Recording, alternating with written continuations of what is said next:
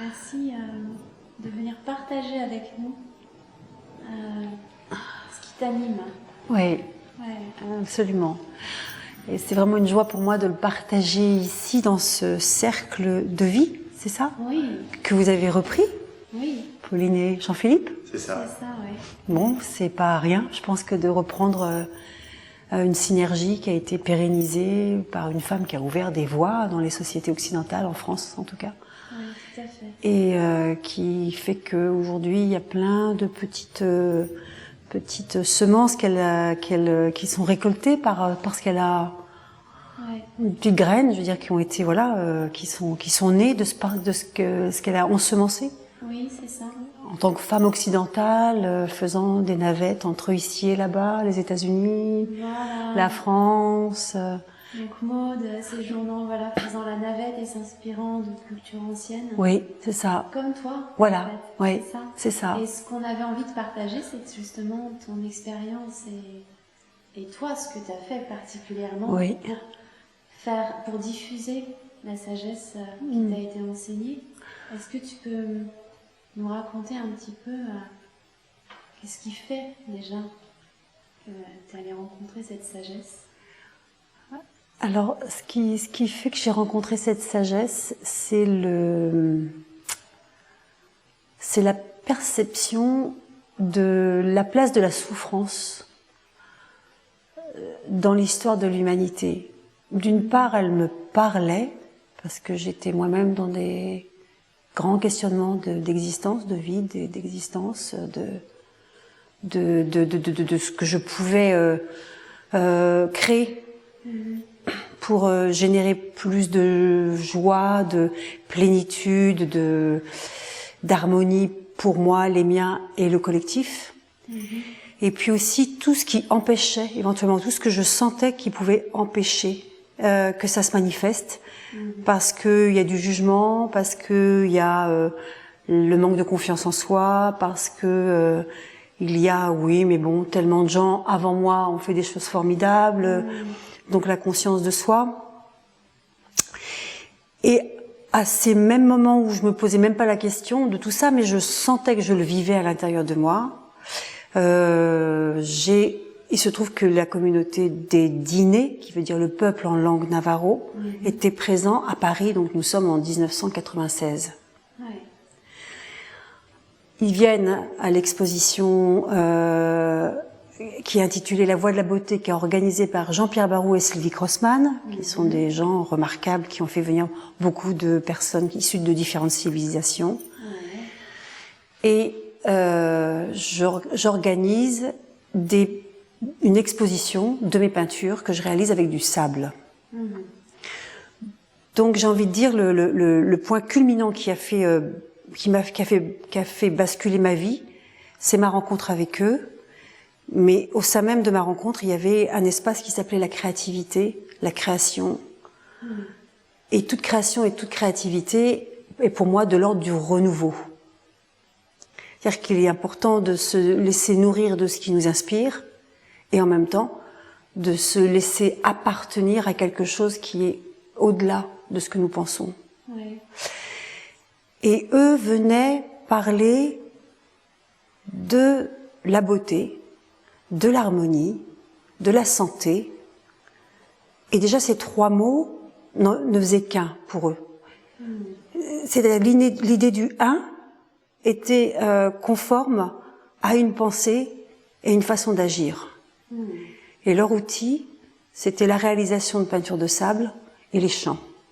Ouais. Et derrière tout ça, je me suis rendu compte qu'il y avait une philosophie et une cosmogonie absolument extraordinaire. Et au fond, derrière ces peintures de sable, il y a cette idée que c'est le cycle de la vie qui prend forme. Oui. Il y a un début, il y a une fin et il y a un mouvement continuel. Oui. Est-ce que c'est ça que ça t'inspire aussi ou pas? Alors en fait, ce qui m'a inspirée, c'est l'idée de la présence de ces gens qui étaient là à ce moment-là et qui le sont toujours, à manifester l'intemporalité et le respect de tout ce qui a été issu d'enseignements transmis d'homme à homme ou de femme à femme. Arrête-moi si je me trompe, mais en fait, tu parles du travail dans le sable, qui représente aussi un peu la matière, le rapport à la terre. Oui. Dimension qu'il n'y aurait pas eu si ça avait été la peinture sur soi. Mais en termes de présence à soi, est-ce que ça aurait été la même chose si ça avait été de la peinture sur soi ou une autre dimension? Alors, ça aurait été autre chose parce que la peinture de sable, là où ils l'ont manifesté, la manière avec laquelle ils l'ont manifesté à la Villette, était une représentation éphémère. Donc, le processus de réalisation de quelque chose qui fédère la beauté, la santé, l'harmonie, qui est une appréhension et une perception de 10 000 espaces et univers entre le monde visible et invisible, fait que le temps d'écoute que l'on a à passer avec eux, ou que nous avons eu à passer avec eux, était très condensé, très dense, parce qu'on savait que derrière ça, plus rien n'existerait. C'est-à-dire toute cette créativité, à un moment donné, allait être rassemblée et remise à la terre, parce qu'elle était un acte de guérison. Donc, ça veut dire que dès qu'on sait qu'il y a quelque chose que l'on peut garder, eh bien, on y attache de l'importance. On attache une importance émotionnelle parce qu'il y a quelque chose qui vient de l'extérieur, un cadeau, un outil, un objet, et on le garde comme en souvenir. Et des fois, on ne veut pas se détacher de ça parce qu'on a l'impression qu'on va se détacher d'un souvenir ou d'une émotion. Or, lorsque nous sommes dans un espace-temps où tout doit être conditionné sur, pas que sur l'instant présent, mais sur ce qui peut enrichir l'instant présent, parce que le but c'est d'être dans le présent continu. Oui. Et non pas dans l'instant présent, je profite de la situation. Mais je suis dans l'instant présent parce que je vais pérenniser le présent continu. C'est-à-dire que je vais participer au présent continu. Oui, il y a une notion de mouvement dans ce Absolument, voilà. Ça n'est pas uniquement l'instant présent. Ça n'est pas uniquement je vis ça aujourd'hui et puis on verra bien ce qui se passe demain. C'est pas possible.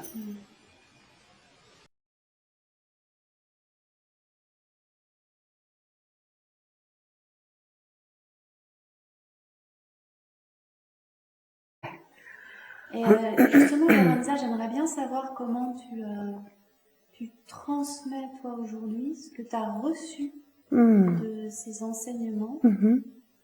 Qu'est-ce qui t'anime, qu'est-ce que tu as envie de transmettre toi aujourd'hui? Oui. C'est quoi l'essence en fait? Alors, c'est vrai que l'essence vient du fait où des phrases importantes m'ont été données, enfin que j'ai considérées importantes parce que je n'arrivais jamais à m'en séparer, qui m'ont été données sur place dans la réserve, sur le territoire diné, des dinés qui veut dire le peuple en langue navarro. Parce que Navarro, c'est une appellation qui a été donnée par les Espagnols, en fait. Mais eux se disent être les dinés. L'appellation au départ qui est rejetée. Bien sûr. Et donc, c'est... ce qui m'a été dit, c'est... Reste avec nous, et quand tu reviens dans ton pays, dis-leur qui nous sommes.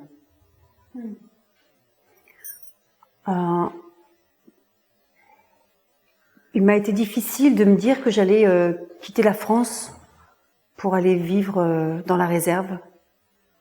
Parce que j'ai la famille ici en France, parce que j'ai mes amis. Et l'idée, ce n'était pas de quitter quelque chose, c'était vraiment de comprendre ce que ça voulait dire, rester avec des enseignements que je ne pouvais recevoir par eux qu'en étant sur place sur le territoire, et de réussir à transmettre cela sous un aspect plus global dans mon pays d'origine. L'outil qui m'a permis de transmettre, c'est l'art.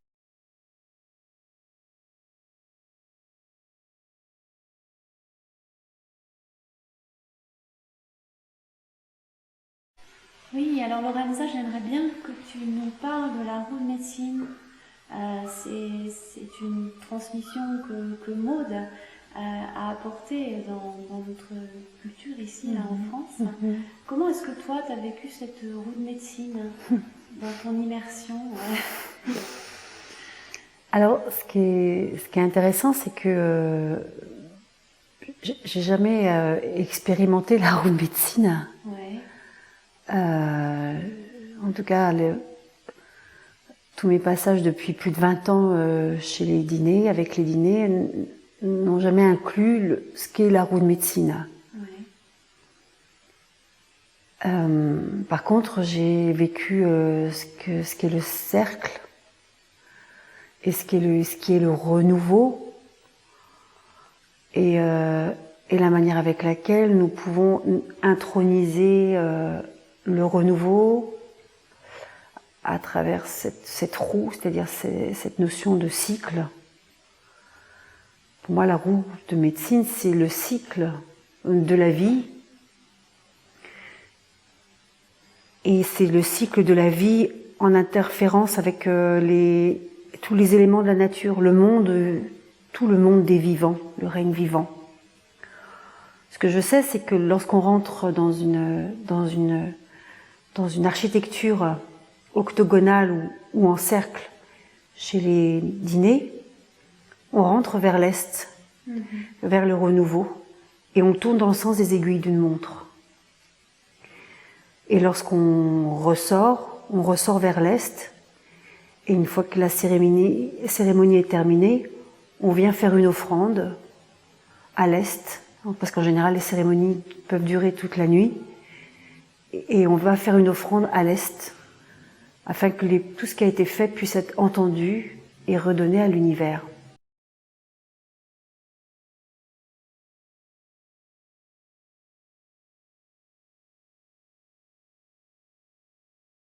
Eux ont pris le temps de passer du temps avec moi aussi. Et le temps qu'ils ont passé avec moi était de m'initier autant dans un hogan, c'est-à-dire un lieu de rituel et de cérémonie, où l'idée de la transformation, de la transcendance, de l'écoute de la souffrance de l'autre est inconditionnelle, c'est-à-dire on est là pour ça. Mais aussi dans tout le quotidien, c'est-à-dire tout ce qui est du groupe, de la solidarité, de la connexion, du lien intergénérationnel entre petits-enfants et grands-parents, du sens du collectif, dans la mesure où lorsqu'on se prépare à une cérémonie, on n'oublie pas la grand-mère qui est au fin fond d'un canyon et qui n'a pas de voiture et pas d'eau, pas d'électricité. Donc on va faire des kilomètres pour aller la chercher. Et elle va passer du temps avec nous. Et après la cérémonie, on va la ramener chez elle. Et peut-être qu'on passera 1 ou 2 jours chez elle avant de retourner là où on doit retourner. Donc ça veut dire que le temps relié à leur quotidien inclut cette notion d'intemporalité. Ouais. Et aujourd'hui, toi, ta manière de transmettre ça, c'est l'art. Oui. Donc c'est par la création d'œuvres de sable. Oui, ça. entre autres. Est-ce que tu peux nous expliquer comment tu transmets aujourd'hui? Et de chant aussi. Voilà, et de chant aussi. De chant principalement. De chant principalement aussi, oui. Ouais. Principalement. Alors, ce qui m'a beaucoup plu, là, c'est le côté fun un peu de celle qui découvre en 1996 ce que sont les Indiens Navajo, c'est que lorsque eux réalisent des cérémonies, ils incluent l'aspect visuel et l'aspect sonore. C'est-à-dire que lorsqu'ils réalisent des peintures de sable qui sont des rites de guérison, eh bien, ils chantent en même temps. Et donc, je me retrouvais dans un espace où le visuel et la vibration des chants étaient dans un seul endroit. Alors que, jusqu'à présent, la manière avec laquelle j'avais été formatée et éduquée, c'était que l'art graphique, l'art visuel, c'est quelque chose, c'est une chose en soi. L'art, l'expression musicale, c'est une autre chose en soi. Le théâtre, c'est une chose en soi. Le cinéma, c'est une autre chose en soi. C'est une séparation. Et j'ai toujours eu du mal à concevoir cette idée de séparation. Pour moi, la séparation, c'est encore des expressions de soi qui peuvent éventuellement, pour certains, entramer cette notion de souffrance. Qu'est-ce qui fait que on ne puisse pas chanter et peindre et danser et écrire en même temps? Oui. Ce que tu es en train de dire, c'est cette dimension d'apposer plutôt que Ouais, d'opposer. absolument. C'est le « et ». Absolument, Ouais. c'est ça. Et je l'ai vécu, il s'est trouvé que au moment où je l'ai vécu, quand eux étaient là, m'a ouvert une porte, quoi, en fait, où je me sentais rassurée, en pleine confiance. Du coup, j'y suis allée. Alors, est-ce que tu es d'accord pour nous transmettre, là, aujourd'hui, oralement, un de ces chants de guérison? C'est des chants de guérison? C'est quoi exactement? Alors, en fait, l'idée, c'est lorsqu'on entend un chant d'origine, enfin un chant qui a été perduré de génération en génération, eh bien, d'écouter cela est une chose en soi. Par contre, le but, c'est de dire que, eux le disent, c'est que on ne peut pas chanter le chant de quelqu'un d'autre. Mais on est invité à créer son propre chant. Donc, j'ai étudié, et je continue à étudier, la relation symbolique des voyelles et des consonnes de certaines tribus, plusieurs types de tribus confondues. Et j'ai étudié aussi la symbolique des voyelles et des consonnes dans nos sociétés. De certaines voyelles, le A peut dire quelque chose dans nos sociétés, et le A, chez eux, peut dire quelque chose d'autre aussi.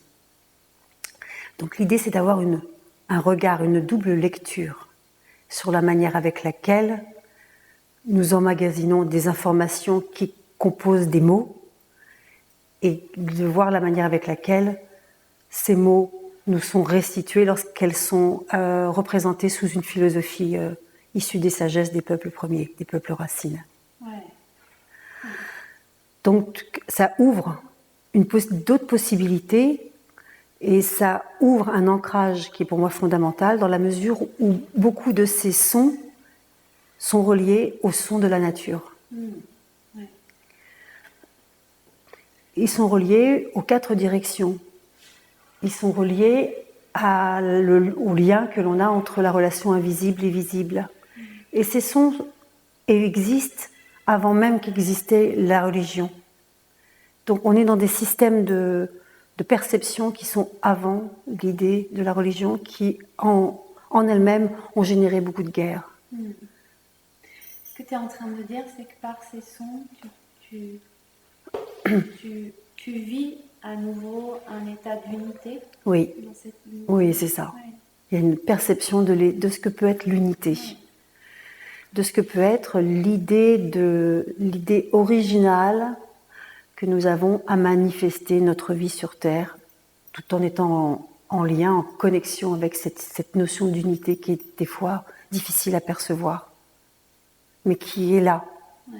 Donc on pousse le curseur là où c'est, et là où on aurait peut-être oublié. Donc, quand je dis oublié, c'est-à-dire tout est une qualification une notion de mémoire. Oui. Merci beaucoup, Lorenza.